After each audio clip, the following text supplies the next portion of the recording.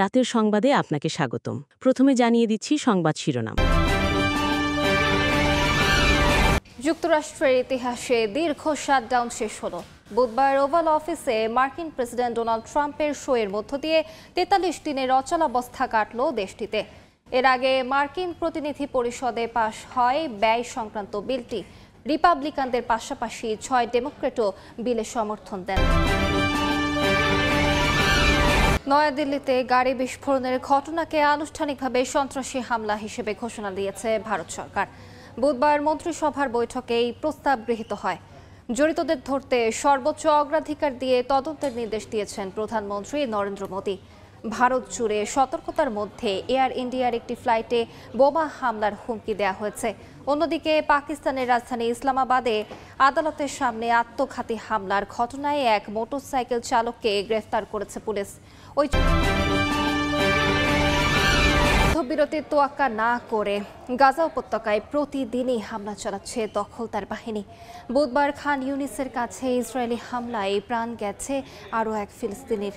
এমন পরিস্থিতিতে গাজায় যুদ্ধবিরতি টিকিয়ে রাখতে যৌথ উদ্যোগ নিচ্ছে মিশর তুরস্ক।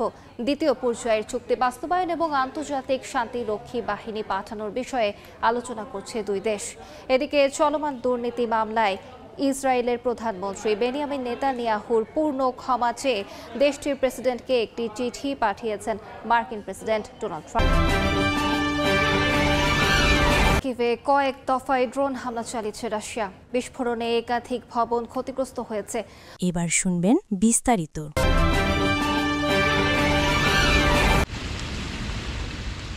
অবশেষে অচলাবস্থা কাটল যুক্তরাষ্ট্রে। শেষ হলো দেশটির ইতিহাসের দীর্ঘতম শাটডাউন।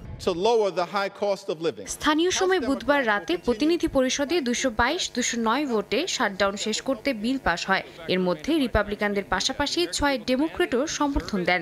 এই বিলের মাধ্যমে সরকারি কর্মচারীদের চাকরিচ্যুতি বাতিল ও বকেয়া বেতন পরিশোধের নিশ্চয়তা দেওয়া হয়েছে।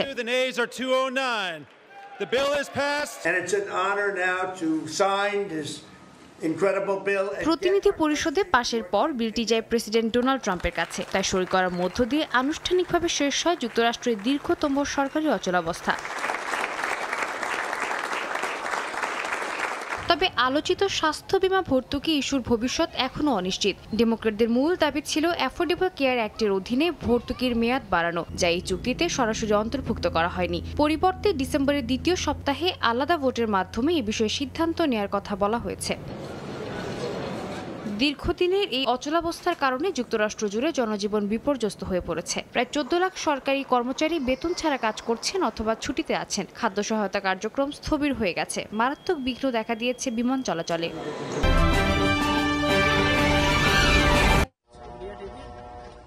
ভারতের নয়াদিল্লিতে গাড়ি বিস্ফোরণের পর থেকে রাজধানী জুড়ে চাপা আতঙ্ক। গুরুত্বপূর্ণ সড়কে বেড়েছে পুলিশের টহল। লালকেল্লার কাছে গাড়ি বিস্ফোরণের 3 দিন পর ঘটনাটিকে আনুষ্ঠানিকভাবে সন্ত্রাসী হামলা হিসেবে ঘোষণা দিয়েছে ভারত সরকার। বুধবার মন্ত্রিসভার বৈঠকে এই প্রস্তাব গৃহীত হয়। রেলমন্ত্রী অশ্বিনী বলেন, রাষ্ট্রবিরোধী শক্তির হাতে সংগঠিত এই হামলায় নিরপরাধ মানুষের প্রাণহানি ঘটেছে। প্রধানমন্ত্রী নরেন্দ্র মোদী বৈঠকে তদন্তের অগ্রগতি পর্যালোচনা করেন। নিরাপত্তা সংস্থাগুলোকে সর্বোচ্চ অগ্রাধিকার দিয়ে তদন্তের নির্দেশ দেন তিনি।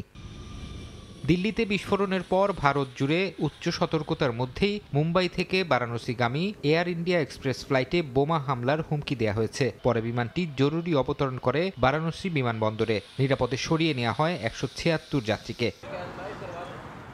অন্যদিকে পাকিস্তানের রাজধানী ইসলামাবাদে আদালতের সামনে আত্মঘাতী হামলার ঘটনায় এক মোটর সাইকেল চালককে গ্রেফতার করেছে পুলিশ। জানা গেছে, ওই চালক অনলাইন সার্ভিসের মাধ্যমে হামলাকারীকে আদালত এলাকায় পৌঁছে দেয়। এদিকে রাজধানীতে বিস্ফোরণের পর দেশটির পাঞ্জাব প্রদেশে সর্বোচ্চ সতর্কতা জারি করেছে পুলিশ। আদালত, বিচারকদের বাসভবন ও চীনা প্রকল্পে বাড়ানো হয়েছে নিরাপত্তা। আদালত কমপ্লেক্সের ছাদে স্নাইপার মোতায়েনের সিদ্ধান্ত নেওয়া হয়েছে। বিচারপতি ও আইনজীবীদের নিরাপত্তায় বিশেষ প্রশিক্ষণ ও মেডিকেল রেসপন্স টিমও রাখা হচ্ছে।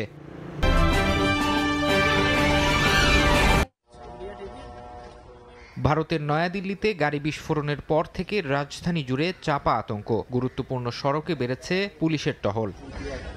লালকেল্লার কাছে গাড়ি বিস্ফোরণের 3 দিন পর ঘটনাটিকে আনুষ্ঠানিকভাবে সন্ত্রাসী হামলা হিসেবে ঘোষণা দিয়েছে ভারত সরকার। বুধবার মন্ত্রিসভার বৈঠকে এই প্রস্তাব গৃহীত হয়। রেলমন্ত্রী অশ্বিনী বলেন, রাষ্ট্রবিরোধী শক্তির হাতে সংগঠিত এই হামলায় নিরপরাধ মানুষের প্রাণহানি ঘটেছে। প্রধানমন্ত্রী নরেন্দ্র মোদী বৈঠকে তদন্তের অগ্রগতি পর্যালোচনা করেন। নিরাপত্তা সংস্থাগুলোকে সর্বোচ্চ অগ্রাধিকার দিয়ে তদন্তের নির্দেশ দেন তিনি।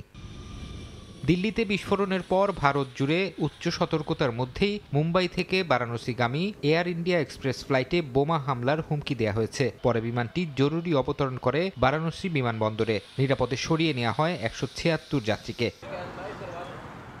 অন্যদিকে পাকিস্তানের রাজধানী ইসলামাবাদে আদালতের সামনে আত্মঘাতী হামলার ঘটনায় এক মোটর সাইকেল চালককে গ্রেফতার করেছে পুলিশ। জানা গেছে, ওই চালক অনলাইন সার্ভিসের মাধ্যমে হামলাকারীকে আদালত এলাকায় পৌঁছে দেয়। এদিকে রাজধানীতে বিস্ফোরণের পর দেশটির পাঞ্জাব প্রদেশে সর্বোচ্চ সতর্কতা জারি করেছে পুলিশ। আদালত, বিচারকদের বাসভবন ও চীনা প্রকল্পে বাড়ানো হয়েছে নিরাপত্তা। আদালত কমপ্লেক্সের ছাদে স্নাইপার মোতায়েনের সিদ্ধান্ত নেওয়া হয়েছে। বিচারপতি ও আইনজীবীদের নিরাপত্তায় বিশেষ প্রশিক্ষণ ও মেডিকেল রেসপন্স টিমও রাখা হচ্ছে। বেশ কয়েকজন। এরই মধ্যে জাপোরিজিয়া অঞ্চলে রুশ আগ্রাসনে পিছু হটেছে ইউক্রেনীয় বাহিনী। এমন পরিস্থিতিতে শান্তি প্রক্রিয়া পুনরায় শুরু করতে আগ্রহ দেখিয়েছে রাশিয়া। তুরস্কে নিযুক্ত মস্কোর ভারপ্রাপ্ত রাষ্ট্রদূত বলেন, ইস্তাম্বুলের আলোচনার পথ এখনও খোলা আছে। সরাসরি আলোচনা পুনরায় শুরু করতে প্রস্তুত রয়েছে রাশিয়া। এদিকে রুশ তেল ও গ্যাস খাতে আয় হ্রাস পেয়েছে বলে দাবি করেছেন ইউক্রেনের প্রেসিডেন্ট ভলোদিমির জেলেনস্কি।